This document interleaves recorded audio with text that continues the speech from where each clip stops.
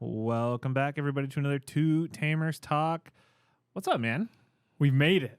It's been a minute. Yeah. It's been you and Justin. It's been me and Justin. It's been Nito. Yeah, we've been mixing it up. Yeah, that's true. That was the plan. Yeah. And Jeff's was off in Thailand, Taiwan. Jeff was in Southeast Eastern. Asia. Yeah, he was over there. So plan is to have him back next week, so we hope that happens. And until then, we're going to hold it down. That's right. With your favorite tournament just happened of all time. Listen, everyone who's watching knows that I love green. Yeah. And we had the green-only tournament. One of two. There's the first one. It was the pre-release for the advanced deck, the Terriermon advanced deck. Yep. And it was just beautiful. It was as far as the eye could see, tables and tables of green mirror matches. Yep. And it's not so much that I like to see people outside of their comfort zone, which people were for sure. Yeah. Just because I feel, and this is just how Wayward goes, but I don't know if you see, the people will comment if this is how their shop is. But green is just not a very popular color by my estimation. You know why, though? It's just weak. It was weak for a very It's been weak. long time. I mean, it was when I started playing, Grandis was strong. Yeah. The promo Grand got restricted sometime after that, which basically killed the deck. Yeah. Imperial Dramon was strong when I started playing. But deck's strong. But that's a blue deck. Yeah, that's a Davis deck. That's a Davis deck. And then Bloomlord has been strong basically since release. Yeah. With some counter picks, obviously. At the time, Gallantmon was a pretty bad matchup. Right. Yeah. War Greymon's always been difficult. Crimson Blaze is bad. Any deck that plays Crimson Blaze is pretty bad. Yeah. But that was sort of your pickings for green. Green hybrids is the weakest of the hybrids that have a deck. Black followed closely by black. Yeah, black excluded, of course. Black can make you attack. That's the only thing that makes it just inches it a little bit over. You know, insect support never really got off the ground. Yeah. Leopardmon is a cool deck that has no sort of tournament success. Yeah. No pedigree behind it. The Leomon is the closest a green deck has gotten to be successful in recent memory. And playing it full tribal doesn't feel that great. Yeah. Its best success is with the Gotcha engine, as everyone has seen now. And then Rosemon is still in the weird spot where it's in Bloom's sort of shadow. But the green tournament forces you to all play green. And it was cool. There was Dire Bitmon. There was people playing the advanced deck. You were playing Gotcha. Yeah. Some people were playing Rosemon. And I ended up playing Bloomlord. Yeah, you did. And I ended up going 4-0, which was very cool. But it was cool to see. I imagine this is how purple players felt during the Beelzemon Cup. Which I did not feel that way because I have a disdain for the purple color. But it was a really cool event, and I was really I'm pleasantly surprised with the green advanced deck. I am too. I think a lot of those cards are really good. I think Giant Missile is strong. I think the new Rapidmon is strong. The level 5 Rapidmon is surprisingly strong. The Ace. The Ace is clearly the best card in the deck, and I'm going to build a Gargomon Ace deck coming soon. Yeah. It got a generic draw egg, which is amazing. The new Terriermon is good. The Lotmon, there's just a lot of good that cards. was my biggest folly in the tournament, was that I didn't read those cards as much as I should have. I did okay, though. I got to kind of the top 4-ish. I was playing for top table second to last round. You ended 3-1. Something like that, yeah. So... Yeah, very nice. It was fun. It was a lot. It was more fun than I thought it was going to be, to be honest. I mean, obviously, I've been playing a green deck, so I'm kind of burnt out on playing Gotcha because I've been playing at this format. So I'm looking forward to tonight, where we get to play a normal constructed BT15 deck, post restrictions for my first time. I didn't make it last week, so it'll be nice to kind of take a break from the Gotcha engine and play something else. Yeah. But yeah, no, congrats, man. So you took home the EX8 Terriermon? The BT8 Terriermon. Yeah, when I first saw it, I was like, okay, yeah, that's participation, and the memory floodgate is the winner card for Other way sure. around. And it was the other way around. So that beautiful Chinese New Year Terriermon floodgate is the participation pack. Can confirm they are different foils too. It's not. It does not look as nice as the original Chinese printing. Which I said was it's a rose and a thorn because it's a thorn because can't play it. You play the English version. I switched immediately to that version in my Bloomlord deck, and it doesn't look as nice, but it makes the one that I have from you more special because it looks nicer. So we have one more tournament coming up, the Spring Break tournament. Yeah. So that'll be kind of fun. It'll be run it back. We'll see if people have sort of have a better conception of how the Gargomon deck should look. Yeah. I think I was playing against a lot of first drafts. Yeah. And so it's sort of like, well, my Bloom deck is tried and true. Yeah. It's very well tested, and it's airtight.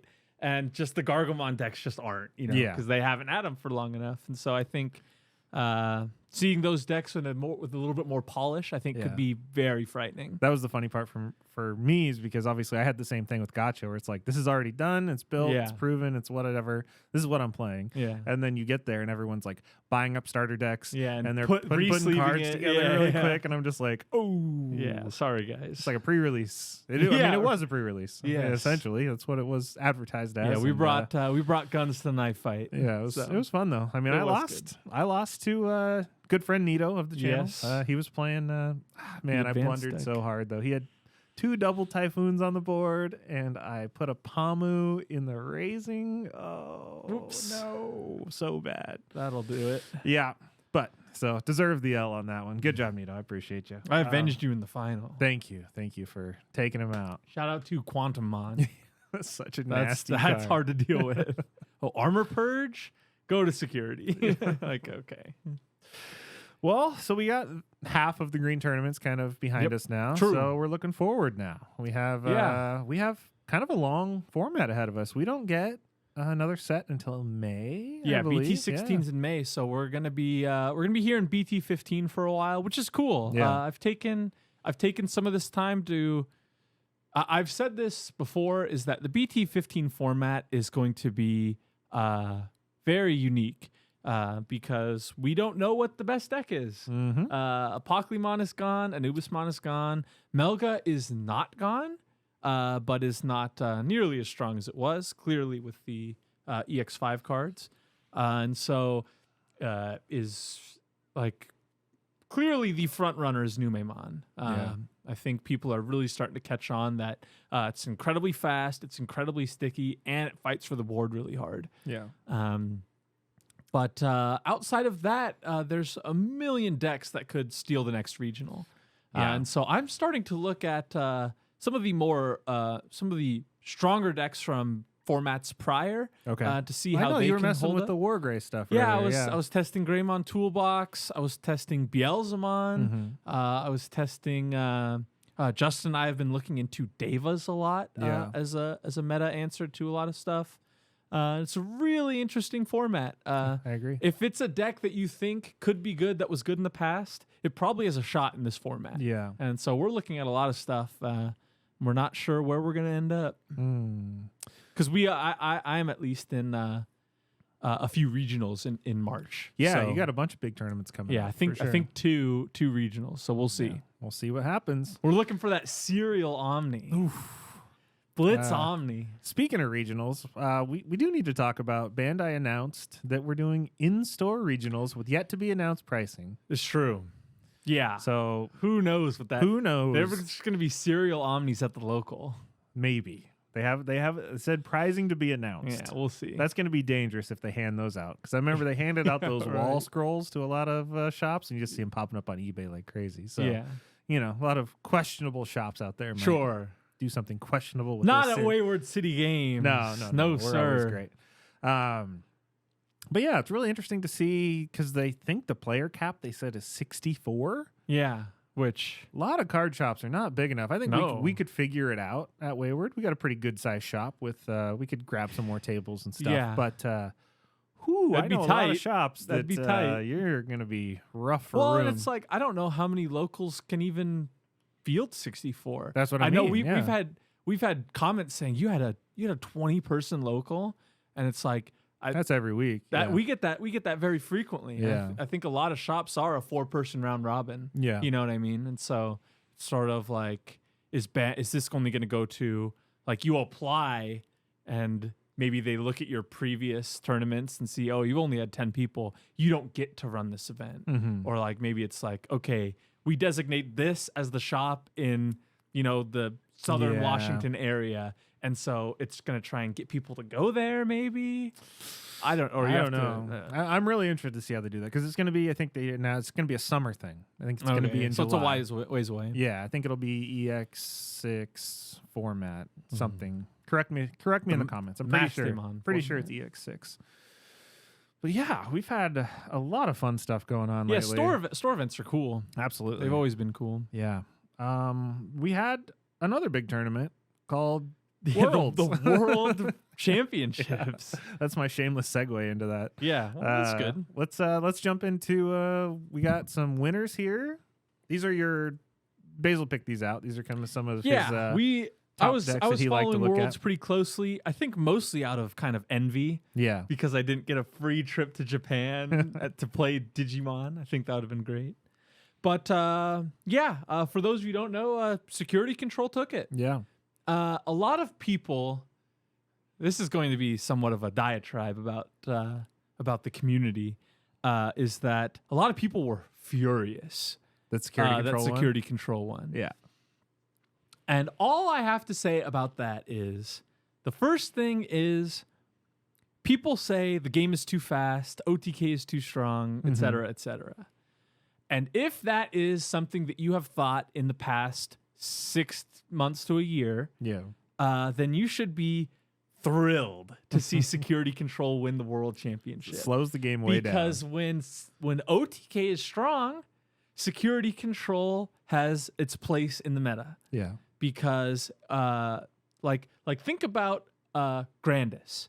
Grandis SetCon was very hard. Yeah. Because Grandis was swinging 18K for 3 checks. Unsuspending. And then unsuspending and doing 3 more checks. And then you have your last check for the hybrid or double Mimi or whatever the case. You cannot do that versus SetCon unless people were going out of the way to play the hero, the memory setter, to play ADP. Yeah. And at that point, your consistency is way down. Yeah, you're throwing out 3 or 4 cards out of your deck. Right. And so it's sort of like, God, are we really going to do that? More specifically, because red, unless you're playing red hybrids, just wasn't a huge contender in this format. Exactly. And so at that point, it's sort of like, do you want OTK to have no counters?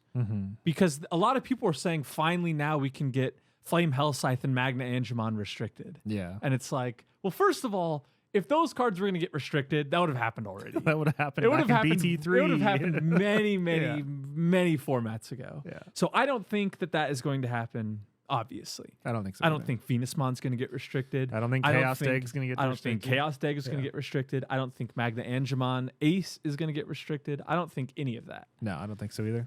So that leads me to point number 2.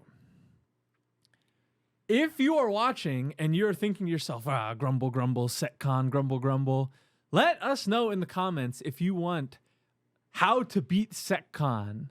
Because little known fact about me, I am the anti-SetCon genius. I am undefeated versus SetCon in tournament. Yep. I've never lost to it.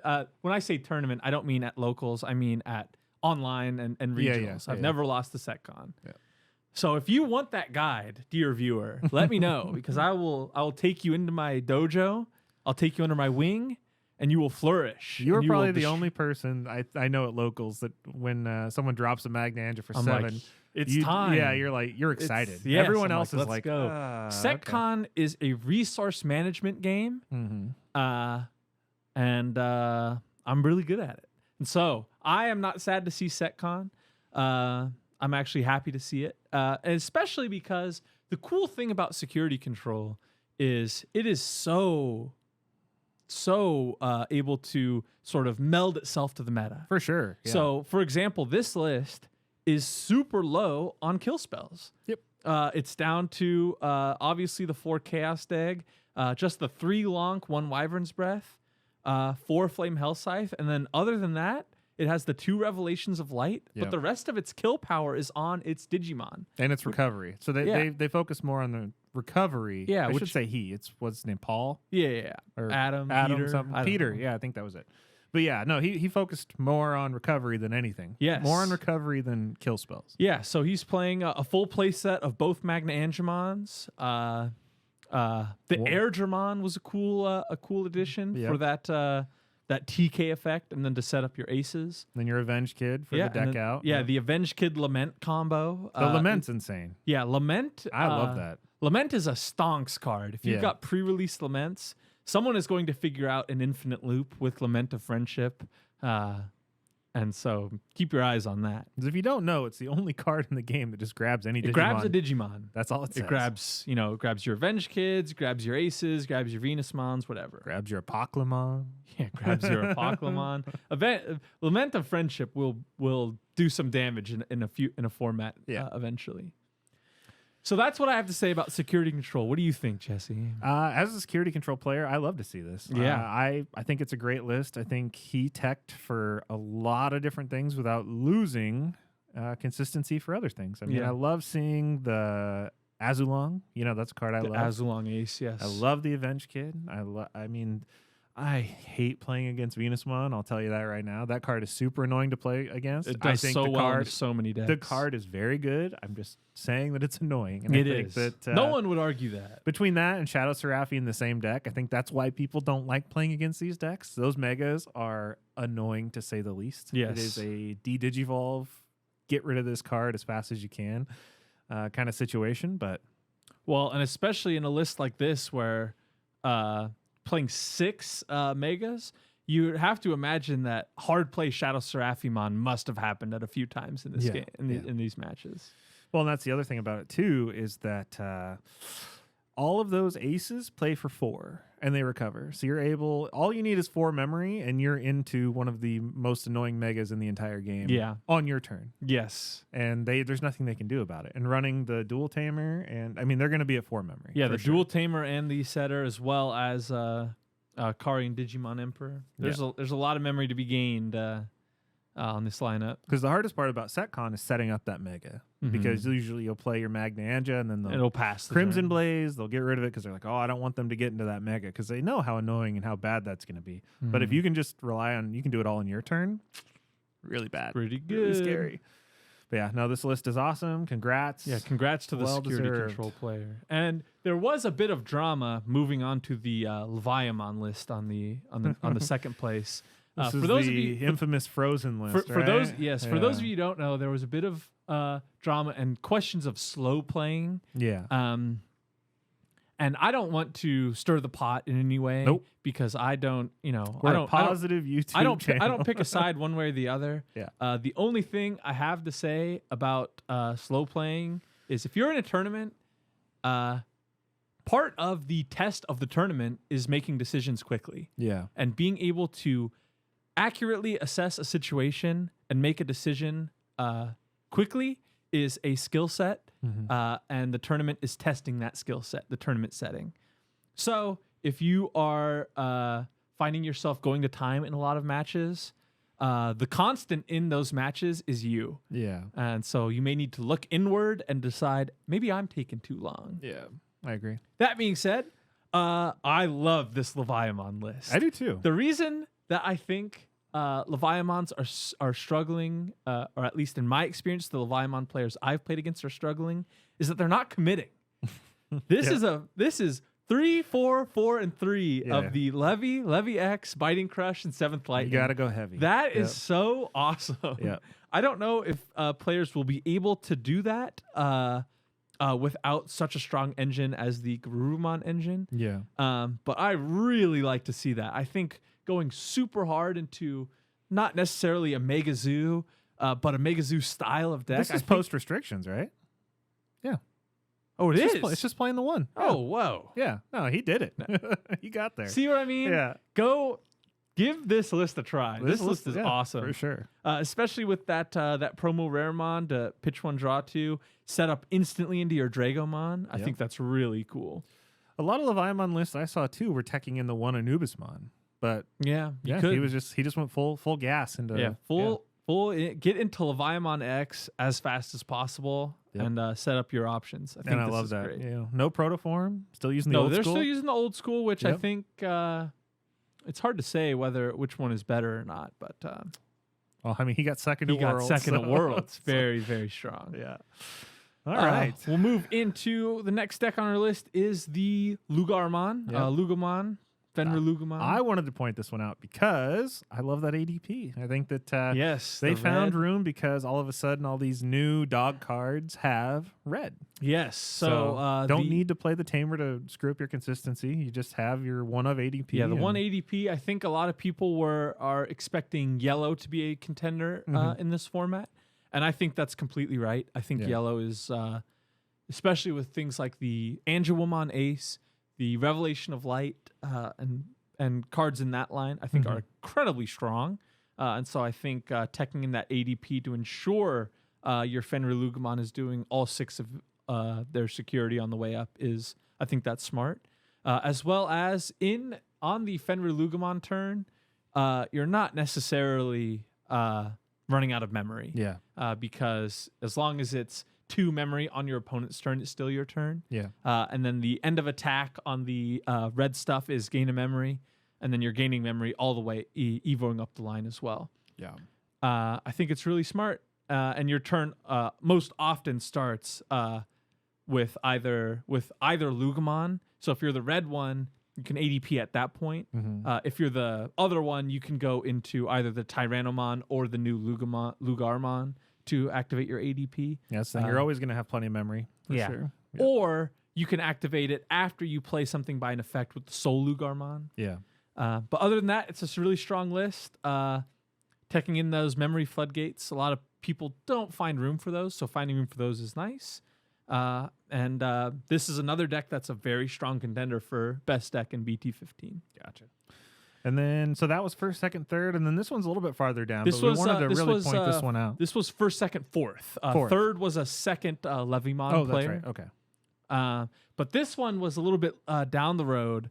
But I wanted to point it out because Devas is a super sleeper pick in the BT15 format. I think this deck is really strong. And this build is unique because if you look at it, it's basically one of every Deva, 4 Fanglongs, and then a bunch of purple draw cards. Yeah. So that's 4 of the promo Raremon. The Demimera that says pitch a level 5 to draw 2. The Fascomon on deletion, draw 1, pitch 1. And then 4 Analog Youth, 4 Ukomon, a couple Digi Emperors, and then a couple of the vanilla purple Devas. Yeah. So, this list is super unique. I think a lot of people instantly gravitated towards sort of the Mother D Reaper. With some people were playing like Sister Mont Blanc and Jedi, and this just goes to show that once again the purple draw engine reigns supreme. And you got your 4 Ukos. And you got your 4 Ukos because when they printed a draw 2 egg.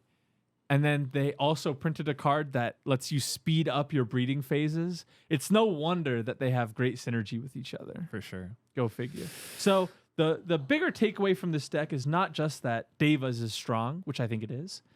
It's also worth taking away that if you have 4 Ukomon, 4 Raremon, Demimera, and then Fascomon, that's a generic draw base that is insane. You can transplant it into. You can put it into a lot of stuff, and so give that a try with some of your decks. Yeah, and once again, we'll just give out that Basil secret that play the decks card for card. Yeah, give it a try. Yeah. If you happen to have 4 promo Raremons, not a lot of the good folks at home watching have that. Yeah. But just replace them with like Sister Mont Blancs or something. Yeah, there's cards you can sub in there. Yeah. Although you can't throw a Vajramon on top of it. You cannot, or the other one, the Sandiramon. Yeah. But yeah, so that was Worlds. That was the World finals for this year. Now we start on next year. Next year. Now you got to get your invite or your 2-round bye for. Well, they haven't specified how it's going to be. I've heard legends that Nationals is going to be invite only this year, which it was supposed to be this year and or last year it was supposed to be invite only, and then they chickened out. So I don't know what the case is. I did see that Worlds this year, there was a person that just didn't show up. He couldn't make it to Japan. Yeah. The free flight and free lodging couldn't wasn't be bothered. enough. Yeah. I was like, oh man, there's not like a second place. Where's the runner up? Like, yeah. I was like, gotta get someone. They just gave someone did it give somebody a bye? Must have been. Oof. Wow. Jeez. Disruption. Yeah, there you go. But yeah, so Worlds is Worlds done. is in the rear view. We're done. now full force onto the new season. The new season of Digimon, of starting Digimon. with BT15. Yeah. And then, like you said, in May, we have a new set. That's 16. And then we got some really good reveals coming up. That's true. So we finally have almost the full line of Diaboromon from EX6 and BT7. Yes. I think we're still waiting on a Tamer. A Rada or... It's not. It's supposed to be Willis, I think, is what the rumblings around the Wayward. Lore Masters will let us know who the Diaboromon Tamer is in the future. Sonata was not in that movie. But I guess it's not Sonata. But we have to talk about these cards. We do. We have to talk about... I'm just going to do kind of a short list of some of the favorites from the Diaboromon line. Okay. Got to start at the 2. Yep. You know, the new egg. Sucks. Yeah, we are... we get these reveals kind of happen around like 7-ish Pacific time. Yeah. And so we're at locals when they're happening. And you'll just hear like, dude. Yeah. And it's like Jesse looking at his phone. It's like, what? And it's like, the new egg. Oh. So here's how Diaboromon is. And Diaboromon fanboys like myself will know this. The problem was not the egg. The eggs have been strong. Pseudomon. Draw a card on swing. When attack and draw one. It's as good as it gets. Or gain DP, gain 2k DP if it's unidentified. Unidentified. Right? Or same name. Or whatever. same name. Same name. Yeah. Those are fine. Those are perfectly That's fine. what eggs are supposed to do. Yeah. Don't need that. The Caramons, they were fine. Caramons are good? They were good. Draw one every time. Search 5, grab an identified, and a Sonata. No. Right? It's a searcher, BT5. right? Yeah. It's good. So grab 2. Yeah, grab 2 cards. And then and the other Caramon is draw 1 every time you play token, not once per turn. Yeah. You play so 6 tokens. 6 tokens, draw you draw 6. 6 cards. That's good. That's good. You have all your pieces. And so take us to and then EX1, like gain 1 KDP for every if you have for everyone that's the same name. So your Diaboromon's 25,000. Yeah, you know? great. Perfectly fine. The new one, on deletion, play a token. Love. Cool. Okay. So we lost our whole stack, and what do we get in return? A 3,000 DP Digimon. Hopefully, yeah. And we were talking about this just to kind of caveat a little bit. We were talking about because we're getting into the level 4s with the new Kursarimon. The new Kursarimon is your floodgate removal. Yeah. And I was going through this with you on Discord because I was like looking at these cards, and before I got to the Kursari, I was like, God. Palmumon destroys this deck. Yeah. The Gatsumon destroys this deck. Pillamon destroys this deck. And he's like, well, what did you do before? And I was like, those cards didn't exist yet. It was before BT9. Yeah. So I was like, oh. And then he's like, what about Crimson Blaze? That was BT8. Yeah. So I didn't live in a world where we didn't have effect floodgates. Yeah. So and so I'm like, what do we do? And so Kursari. All I did was look at the inheritable Kursari, which is play a token. So that's what we're doing now. We're just playing tokens on deletion. And so I kind of skipped over the when Digivolving and the on play. The Kursarimon will make it in the deck because it does pop a floodgate and it does play for 2 if you delete another unidentified. So not terrible. So that one goes in the deck. That makes it in. Yeah. And then the Inframon, the new Inframon's not bad. So we had issues with Inframons before. They were not great. The EX1 was okay because that was the one I believe that if you Digivolved into a level 5 or higher, it costs you 1 more. Yeah, it's the tax. Kind of the tax card, yeah. And then that one played a token when it was deleted. But the other ones were really bad. The promo you could warp. You could warp. The warp one was okay. But you don't want to warp on a or you don't want to warp on a Caramon because then you lose the level 4, which is always the most important. The rush or the memory gain. Or the memory gain. And those are like the two most important inheritables of the whole thing. So I hated that card. And then the promo one was terrible. That one was hard drop for 7, I think. The Digivolve 1 on play. Something awful. So no one used that one. So the best Infamon in the deck was Mamemon. Because it searched 5 for your Sonatas. And put them on top or bottom. The rest on top or bottom. So, but not unidentified. Right. So that's good. We're getting some good new pieces. True. Of course, they couldn't give us all good pieces. Well, so we had to get a couple stinkers. The idea was you could warp into it and then blast in the same way, right? Because the Infamon is when the opponent attacks from hand, right? Yeah. It's like a ace kind of substitute. Well, no. What are you talking about? No. What does the Infamon do? The one that the new one. Oh, the new one? Yeah. Oh, I talking about the new one. I thought you were talking about the old one. The other one just reduced the Digivolve cost of your Diaboromon by 1. Yeah.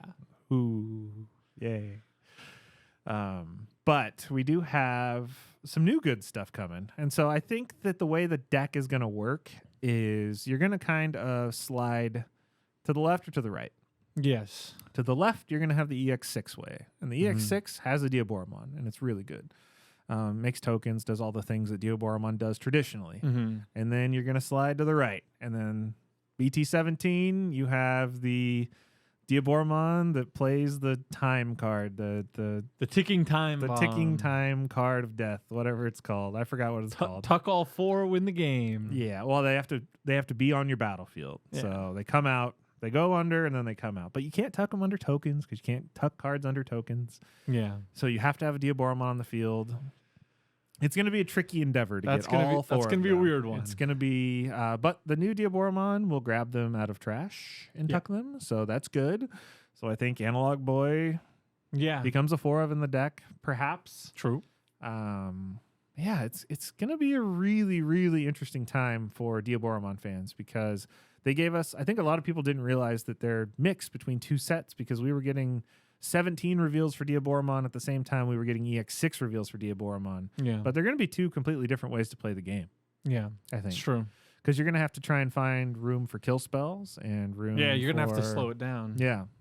So you can get to that point. Yeah. Diaboromon control. Yeah. And then you have to think about, is there going to be room for the ace card? Yeah. You know? Do you play? I don't know. I mean, I don't know about all that. The one thing that I do know is that all of the old Diaboromons go in the recycle bin. It's true. You don't play any of the white ones because why would you? Yeah. That was the biggest mistake Bandai ever did. The white Diaboromons. Let's make all the Diaboromons white and unsearchable. So you can miss on your black boost and defense training. Yeah, absolutely terrible. But the best part about the deck is the level 7. Yeah, speaking of black boost and defense training. So Bandai in all their glory finally gave us a half-black Apocalypse or Armageddon, the other one, a end of the world card. Yes. Armageddon. So the question is do you play both? I don't know. I think this one's strong. This one's really 15 good. Play cost. Deletes up to 15 play cost. It's a blocker. And it's a menace. Yeah, I think it'll be good. I think it's going to be really good and searchable by your stuff. Everything in the deck. So I'm excited. I told you, like, once we get the Tamer, I'm going to proxy the hell out of this deck. Yeah. And hope and pray that it's actually you'll a figure contender. Something out. Yeah, it'll be fun. If anything, it'll be a really fun deck to play. Agreed. At the very end of the day, I'm excited to play it. There are 2 ways to win in Digimon. 5 checks, swing for game, and your opponent enters draw phase with nothing in their deck. Yeah. Obviously, swinging for game, everyone does that. The mill strategies in this deck so far, or in this game, have been Apocalypse, which is obviously terrible to play versus. It's been Chaos Gallantmon, which is not very good. Yeah. And then the mill loop strategy, which I think is pretty good. It's pretty good. But not very fun to play versus. Yeah. So this is now the 3rd win condition in the deck, and hopefully it is cool and slightly competitive, but not overwhelming. And I don't think it will be. I don't think it will be either. I think it's pretty gimmicky because any win con that takes up 4 cards out of your deck, right? Yeah, and doesn't do a whole lot else. Yes. tricky. That's tough. Tricky at best. So we'll see. We'll see. Let us know in the comments below if you guys are excited about it. Like if you found the secret sauce, or if you have a deck build already, send me your list. I'm really curious to see. Yeah, because a lot of people are so excited for these cards. They're just like pre-building decks and .dev and stuff. So send me your lists. I want to see what you guys got cooking and see what it does with my version. Yeah, true. What do you got? What are you excited about in these new reveals? Obviously, I've been an Argomon fan forever. I'm one of the people that's still playing Argomon in Bloomlord, even though it's not a plant, fairy, or vegetation. Yeah. And so when I saw the sort of reveal poster had Argomon on it, I was like, we're getting a whole Argomon line? And sure enough, we have a whole Argomon line. The good news is it's a green Argomon line. The bad news is it's a green-purple Argomon line. Green-purple, yellow-ish? With the yellow. Yeah. So we've got an egg. While this Digimon is Argomon, gain blocker. Okay. So that's nice. And then that is sort of where we see kind of the purple stuff. Yeah. So we have our Searcher. Searches 3, grabs an Argo and a Rhythm. On deletion, gain 1. And the on deletion gain 1 is thematic. So we have the level 4 Argomon. If you don't have a Rhythm, play a Rhythm. Yep. On deletion, gain 1. The level 5 Argomon is really interesting. Yeah. When digivolving into this card, by suspending up to 5 Tamers, not my Tamers, just Tamers, so you can spend your opponent's Tamers. For each Tamer suspended by this effect, reduce Digivolve cost by 1. So it's like a pseudo Digizorb. Yeah. But with Tamers. So hybrid hate. Yeah. Hate. Opponent's turn, no Tamer, none of your opponent's Tamers unsuspend. So similar to the BT5. Yeah. Yep. And then on deletion, if you have 4 Argomon or more in trash, play a level 6 Argomon from hand for free. So it's kind of like the structure deck Balmon in the Beelzemon strategy kind of idea. Reminds me of old school Dan Devi too. Yeah. Did that. Yeah. And then inherited, when attacking, suspend a Rhythm to unsuspend. And so that's a pretty interesting card. The downside, obviously, is a 4-cost Evo on a level 5. Yeah. So that's pretty expensive if there aren't Tamers set up. Like if you're playing against your opponent and they're playing something that doesn't play Tamers, nothing's coming to mind at the moment, but it's just like, damn, we're really paying 4 for our level 5 Evo, which is tough. Well, on top of that, too, you only have 4 rhythms. Yeah, there's only 4 rhythms. We'll get to that in a second. Yeah. Well, then we'll get into the Mega Argomon on play and when digivolving, so that's sort of the synergy with the level 5. Tuck 4 level 5 or lower Argomons from trash as sources, then delete 4 levels worth of Digimon, worth of opponent's Digimon, so you can split it up. So delete a level 3 and a level 1. Interesting. For every 2 Argomon and sources, add 1 to the level you may delete. So if you have the necessary 4 Argomons that you tuck from on play and when digivolving, as well as the 3 that it took to get up here, that's 7. So you can have 6 Argomons for the ability. So you can add 3 levels. So you can delete 7 levels worth of stuff. It's pretty good. So that's either a level 7 or a 3 and a 4. Yeah. And that's it. Yeah. So that's pretty good. And then all turns, you gain 1 KDP for every 2 Argomons, and none of your opponent's Tamers can unsuspend. So the same as that BT5. Yeah. So that's pretty interesting. It is. Whether this is going to be super strong or not kind of depends on the surrounding support. I think so too. Because the Rhythm is another really weird card. Your turn, when an effect suspends one of your Digimon, suspend this Tamer. Yeah. So that's with Digizorb or with any effect. Then, your turn, when this Tamer becomes suspended, gain 1 memory. Then, if you have an Argomon or, this is the weird part, a yellow Digimon with Agumon or Greymon in its name, draw 1. Oh, it is in its name. Yeah. So you can do the Agumon Expert. It counts Agumon Expert. Bushy Agumon. Bushy Agu. Yeah. Or, I don't know if this is the intended line, Geo Greymon. Because it's in the set. It's in 17. It's yellow. Geo Greymon is like the Shine Gray stuff. Yeah. I have no idea the relationship between Greymon and Argomon. I don't know who Rhythm is. Jeff will explain this to next us week. Next week. But like you said, there's one rhythm. Yeah. So a lot of decks that rely on their 4 of Tamer as their only Tamer can struggle. Oh, like Diaboromon. Like Diaboromon. And so whether this is going to be a sort of revamp of that, who's to say? Yeah. But I'm excited for it. Yeah. Looks cool. It's really interesting. It's like I was comparing it to kind of like a green Galactamon kind of thing. And we were looking at, before the pod, we were looking at some of the older Argomon support because we're like, obviously, you know the egg. Obviously, you know the restricted level 5. Yep. But then you're like, there's a 2-cost There's a rookie. 2-drop 3K vanilla. There's a Digizorb 2 There's level 4. Digizorb 2 level 4. And then there's 2 megas. Yeah, and then there's the BT5 Argo that doesn't let your opponent's Tamers unsuspend either. So who knows? It's going to be a Argomon flavor kind of deck, but you'll with some Agumon running around in there. That I don't know. Yeah. We'll have to wait and see how that fleshes out because they're yellow, but you're running green eggs. Yeah, so the immediate thought, someone was like, "Oh, dude, Flame, Hellscythe, and Chaos Dag." Yeah, because I was purple and yellow. Yeah. A deck with HPD and Chaos Dag in it. That's pretty interesting. It is interesting. And yellow or reinforcing. Yeah, and reinforcing. If you put in enough band cards, eventually you just win. I think so. But yeah, no, it'll be really interesting to see how that deck builds out. Yeah, essentially, it could go in a lot of different ways. Clearly, even though we don't have all the reveals yet. Yeah, we'll get there. True. Well, I think it's time we reveal some cards of the week because we got to go to locals. That's true. All right, what do you got? You go first. Sure, I'll go first. I've been obviously in kind of the green zone. Yeah. Fans of the channel know we've been in the green zone for a while. Yeah. And so one of the decks I'm heavily considering for upcoming regionals is Bloomlord.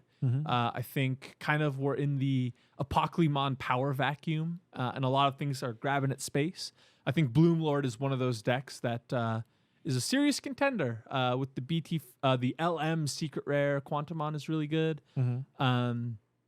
I think the Palmon X is very strong. I do too. A lot of good cards. And one card that I'm drawing inspiration from one of the Nationals finalists World's finalists was playing Bloomlord. And it's a card that I bought a long time ago, a playset of, and I never had the confidence to put it in my deck. And it's a New World. Oh, it's a 0-cost green option. It's a promo. Early promo. An early promo. It says, while you have a Mimi, you can play this card to play a Palmon for free. If you do, bounce a Mimi back to your hand. That's good. Why? So, on your face, you're thinking, you're bouncing back your setter to play a rookie. Your 4-cost setter. That's horrible. In a deck that typically before didn't have a way to play it for less than 4. Hear me out, folks. We have, since this card has been released, we've gotten a new Mimi. That's a 3-cost BT14 Searcher. Yep. We have gotten Togemon. Yeah. When you play a Tamer, suspend this Digimon to reduce it by 3. So here's the line. We're at 1 memory with an Agitar in the Raising and a BT14 Mimi. We promote the Agitar. We suspend the Agitar to play out a rookie of some kind. Sure. Maybe it's a Palmon, whatever the case. We activate the Mimi effect to gain a memory. Sure. We do whatever. Maybe we played the BT10 Palmon we searched. Then we go into the option, the Mimi, the New World. We bounce back our suspended Mimi to play out a Palmon. Maybe we get another search going. Yeah. Or we play out, the SR, something like that. And if you had the other Mimi, you could have suspended it to hatch an egg. No, this is the scenario. We're at 2, we have the Agitar and the 2 Palmons. Okay. Then we go into Sunflow, BT10. Sure. Suspend the Sunflow, play out Togemon. Okay. Togemon, you use its effect to play out the Mimi that you just bounced. You get more search on. Now we're at 0 memory. Then you go into Bloom on top of the Agitar, suspend the Palmon you played off the New World, activate the Agitar effect, gain 1, Bloomlord gain 4, Mimi gain another 1. Ooh. From starting at 1 with an Agitar and a Mimi, we're now at 6 with 4 Digimon, and one of them is an unsuspended Bloomlord. That's pretty good. That's pretty good. Yeah. So the amount of plays that are opened up by this card is pretty insane. Yeah. And what's the security effect? Add to hand. Add to hand. Okay. Add to hand. So that's a card that I didn't have the confidence to put in my deck, but I finally put it in, and I'm really starting to unlock some of the potential with it. Sure. So I'm really happy with that. What do you got? I don't know. I'm kidding. No, mine is a card that I'm intrigued by. I haven't played with it yet because I've been playing green for this whole format. I've been playing Gacha, getting ready for the green tournament. It was a good counter to the pre-ban stuff. I was having a lot of fun, a lot of success with it. So I've put Ulforce down for a very long time. It's been since we went to regionals. I haven't played it since then. But I had no idea that this card was even in the starter deck, and a lot of people didn't. This is not a card that I've played with yet, but I'm intrigued by it, and it's going to go in Ulforce because I want to test it. It's the new Magnamon, the Security Magnamon. Security Magnamon. It on its face, it looks very, very strong and kind of what the deck needs. The level 4s have always been 4 of the BT10 Vidramon, and then anything else. Yeah, hybrids, Leomons, Magnamons, Gold Vidramon. Gold Vs, bad Vidramons, whatever you want to do. Secret Rare Vidramon. This adds a little bit of fun to the deck because I do play the Zudamon still in there. I do like the 2 Zudamon Ace. Zudo Ace, yep. Still really good. Strip sources, blah, blah, blah, blah, blah. But this card's really interesting because we were looking at... was it last week you guys were going over the list, the winning list that had the 4, the Numamon list that had the 4 Chikuris in it? Yes. And I was looking at that, and because we were talking about it even before that tournament, I was like, I think Chikuris are strong in this format, you know? Digivolve. And then I see this Magnamon because we were looking at this deck list. We were looking at the card list for the new advanced deck. Yeah.